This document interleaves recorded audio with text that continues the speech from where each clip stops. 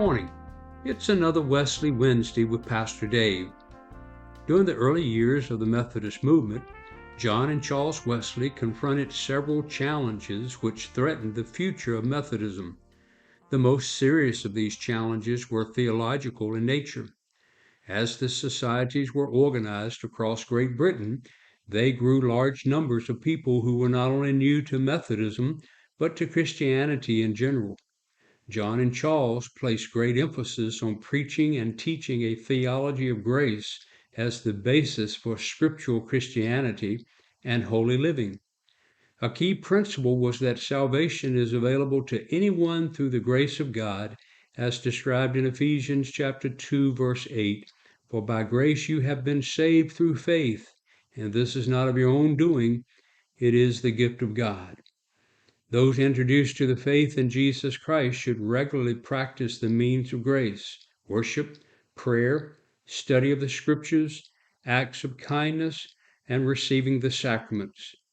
And it was in these societies and small groups that new converts were held accountable to become disciples of Jesus Christ. By doing so, they grew closer to God and became more like Jesus, thus the means of grace.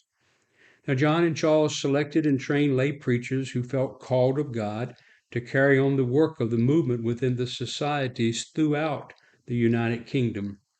Problems arose, however, when these lay preachers strayed from what they had been taught, and soon the societies were confronted by different theological viewpoints and practices, and often they veered from the Methodist ways that they had been taught.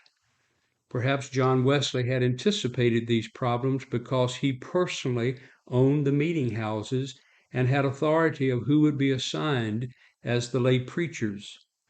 As the denomination was organized in Great Britain and later in the U.S., John insisted these conditions remain in place.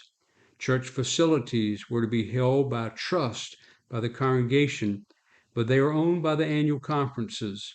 Clergy were credentialed by the annual conferences and appointed to local churches. In Wesley's view, this allowed accountability that the Wesleyan theology and practices would continue throughout the ages. Now, in the weeks ahead, I will address several of these controversies which threaten to bring schism within the movement. Predestination: God elects people to salvation and passes over others. Some claim this election to be unconditional, while others say that there are conditions. Calvinism: total depravity. Due to sin, humanity is completely sinful. Every part of us is corrupted by sin, and we are incapable of obeying the law of God, except by the grace of God, which is afforded to those who are predestined. And the Quietists: they're ones who believe that one needs not attend church or practice any of the means of grace to receive salvation. Simply be still and know that I am God. Now, each week I will try to point out some of the differences the Wesley brothers had with these viewpoints. I will try to include quotes from Charles's hymns and John's sermons. Thanks for listening, and I'll be back next Wednesday. Have a blessed day.